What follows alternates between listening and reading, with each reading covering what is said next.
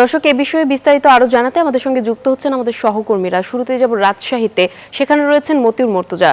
Murtaza, petrol পাম্পে এই মুহূর্তে কি চিত্র আপনি দেখতে পাচ্ছেন আমাদেরকে জানাবেন। আজকে অপেক্ষাকৃত পেট্রোল পাম্পগুলোতে কিন্তু ক্রেতাদের ভিড় কম রয়েছে। আমরা সকাল থেকে দেখেছি যে বেশিরভাগ পেট্রোল পাম্প আজকে খোলা রয়েছে, সেখানে তেল সরবরাহ করা হচ্ছে এবং ক্রেতাদের যে দীর্ঘ লাইন সেটাও কিন্তু আজকে অনেকটাই কম রয়েছে। যারা বিক্রেতা রয়েছেন তাদের সঙ্গে আমরা কথা বলেছি, পেট্রোল পাম্প কর্তৃপক্ষ তারা বলছে যে আগের নিয়মেই প্রতিটি মোটরসাইকেলকে 2 লিটার থেকে 3 লিটার তেল দেওয়া হচ্ছে, প্রাইভেট কারকে 10 লিটার এবং পিকআপ যেগুলো রয়েছে সেগুলো 20 থেকে 25 লিটার তেল সরবরাহ করা হচ্ছে। তবে চাহিদা অনুযায়ী তারা তেল পেতে দীর্ঘ সময় লাগলেও তারা তেল পেচ্ছে। আমরা একজন ক্রেতার সঙ্গে কথা বলি যে কত লিটার তেল দেওয়া হচ্ছে, আর আজকে তো লাইন অনেকটা কম মনে হচ্ছে। গতানুগতিক ধারা অনুযায়ী আজকে লাইনটা অনেক কম।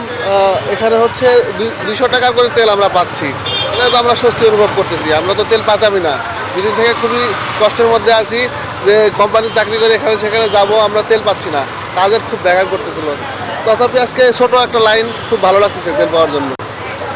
আপনাকে যেমনটি বলছিলেন যে আজকে চাপ অনেকটাই কম, তারা তেল পাচ্ছেন। আমরা তো আপনার সাথে একটু কথা বলতে চাই যে আজকে তো দীর্ঘ লাইন ঠিক অতটা না, অনেকটাই কমেছে, তো স্বাভাবিক হচ্ছে কিনা পরিস্থিতি? পেট্রোলের ক্ষেত্রে হয়তো স্বাভাবিক, পেট্রোল এনাফ অ্যাভেলেবল পাচ্ছে, কিন্তু অক্টেনের ব্যাপারটা এখনো জানা নেই। তবে আশা করা যায় যে 2-1 দিনের মধ্যে সব স্বাভাবিক হয়ে যাবে, আমরা আশা করছি এটা। আমি এখন পর্যন্ত জানি না, শুনেছি 200 টাকার তেল দিচ্ছে, এখন দেখা যাক কত দিচ্ছে।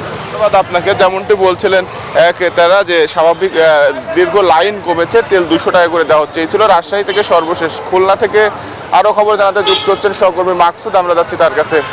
জি, ধন্যবাদ মতিউর মুর্তজা। খুলনায় কিন্তু জ্বালানি তেল নিয়ে উদ্বেগ উৎকণ্ঠার মাঝে কিন্তু আরেকটা দিন শুরু হয়েছে। আমরা এসেছি মেঘনা পেট্রোলিয়াম ডিপোর সামনে। এখানে এসে দেখেছি যে অসংখ্য ট্যাঙ্ক লরি কিন্তু তেলের জন্য দিনের পর দিন অপেক্ষা করছে। যদি একটু চিত্রটা দেখাতে চাই যে এইটা হচ্ছে মেঘনা পেট্রোলিয়াম ডিপোর প্রধান ফটক, এবং এর সামনে থেকে কিন্তু যে অপেক্ষমান রয়েছে ট্যাঙ্ক লরিগুলো, এই ট্যাঙ্ক লরিগুলোর দীর্ঘ সারি প্রায় আধা কিলোমিটার জুড়ে কিন্তু রয়েছে। যারা এখানে বলছেন, যারা ভুক্তভোগী, তারা বলছেন যে মোটা দাগে আসলে 2টা সমস্যা এখানে তৈরি হয়েছে। এক হচ্ছে যে ডিপো থেকে রেশনিং পদ্ধতিতে তেল সরবরাহ করা হচ্ছে, যাদেরকে আজকে অকটেন দেওয়া হচ্ছে তাদেরকে ডিজেল এবং পেট্রোল দেওয়া হচ্ছে না, আবার যাদেরকে পেট্রোল এবং ডিজেল দেওয়া হচ্ছে তাদেরকে অকটেন দেওয়া হচ্ছে না। একটা তথ্য জানিয়ে রাখতে চাই, খুলনা থেকে কিন্তু এই 3টা ডিপো থেকে দক্ষিণ পশ্চিমাঞ্চলের 16টি জেলায় এই জ্বালানি তেল সরবরাহ করা হয়। তো রেশনিং পদ্ধতি চালুর কারণে পেট্রোল পাম্পগুলোতে স্বভাবতই কিন্তু তেল সরবরাহ কমে গেছে। আরেকটা সমস্যা তৈরি হয়েছে এজেন্ট ডিলারদের মাধ্যমে যে তেলটা আসলে গ্রাম অঞ্চলে যেখানে আসলে পেট্রোল পাম্প নাই সেখানে সরবরাহ করতো, পুরোপুরি নোটিশ দিয়ে কিন্তু এজেন্ট ডিলারদের তেল সরবরাহ বন্ধ করে দেওয়া হয়েছে। আমরা যদি একজন ভুক্তভোগীর সাথে কথা বলি যে এজেন্ট ডিলারদের তেল সরবরাহ বন্ধ কারণে কি ধরনের প্রবলেম হচ্ছে গ্রামে? গ্রাম অঞ্চলে এজেন্টরা তেল বিক্রি করে, এখন এজেন্টদের তেল টোটালি বন্ধ করে দিয়েছে, যার কারণে গ্রামের লোকজন খুবই সমস্যা আছে, শেষ কাজে ব্যাহত হচ্ছে। একজন ভুক্তভোগীর সাথে শুনছিলাম যে এজেন্টরা আসলে এই 3 ডিপো থেকে 60% পর্যন্ত তেল নিত এবং এই তেল সরবরাহ করতে, এবং সেই তেল আসলে না পাওয়ার কারণেই কিন্তু গ্রাম অঞ্চলে যে চলমান যে বড় মৌসুমে যে সেচ কাজ, সেই সেচ কাজও ব্যাহত হচ্ছে। তো এই মোটা দাগে 2টা সমস্যা কিন্তু এই ডিপো থেকেই তৈরি হচ্ছে। তো যারা কিনা এখানে তেল পরিবেশক আছে তারা বলছেন যে ডিপো থেকে যদি তুলনামূলক চাহিদা মতো তেল সরবরাহ করা হয় তাহলে হয়তো মাঠ পর্যায়ে এই সংকট থাকবে না। তো এই ছিল খুলনা জ্বালানি তেল নিয়ে সর্বশেষ। আমরা একই খবর জানতে যাচ্ছি সিরাজগঞ্জে আমাদের প্রতিনিধির কাছে। তিনি জানাবেন যে সিরাজগঞ্জে এই জ্বালানি তেল সরবরাহের সর্বশেষ পরিস্থিতি কি। ধন্যবাদ মাকসুদ। আসলে আমি এই মুহূর্তে রয়েছে সিরাজগঞ্জের বাগাবাড়ি যে ওয়েল ডিপো, সেই ওয়েল ডিপোতে রয়েছে। এখান থেকে কিন্তু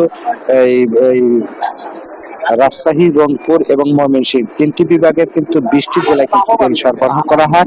গত 7 দিন যাবত এই ডিপো থেকে কিন্তু রেশনিং পদ্ধতিতে কিন্তু তেল সরবরাহ করা হচ্ছে। আমরা যতটুকু জানতে পেরেছি যে এই 3টি যে বিভাগ রয়েছে, 3টি বিভাগে প্রায় 1000 এর উপরে পেট্রোল পাম্প রয়েছে। প্রতিদিন প্রায় 150 থেকে 200 পেট্রোল পাম্পে কিন্তু তেল দেওয়া হচ্ছে। আজকের যে জরিপ আমরা দেখেছি যে 205টি পেট্রোল পাম্পে প্রায় 1,74,000 অক্টেন, 4,18,000-এর মতো পেট্রোল এবং 15 লক্ষের অধিক হলো ডিজেল দেওয়া হচ্ছে।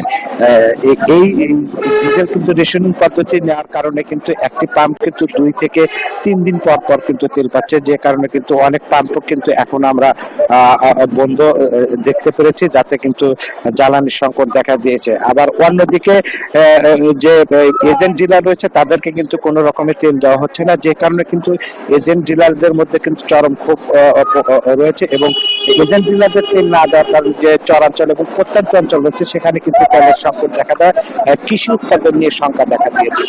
এই ছিল আমার কাছে সিরাজগঞ্জ থেকে সর্বশেষ। ফিরছি স্টুডিওতে নাফিজা আপনার কাছে। আব্দুস সামাদ, ধন্যবাদ আপনাকে। বিকাশ পেমেন্টে 10,000 টাকার বেশি অফার। শপিং চলছে তো